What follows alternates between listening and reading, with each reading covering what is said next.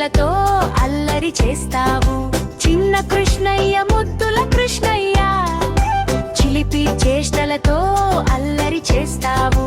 చిన్ని చిన్ని అడుగులతో ముద్దు ముద్దు మాటలతో అందరిని నవ్విస్తావు. మాయ చేసి కవ్విస్తావు.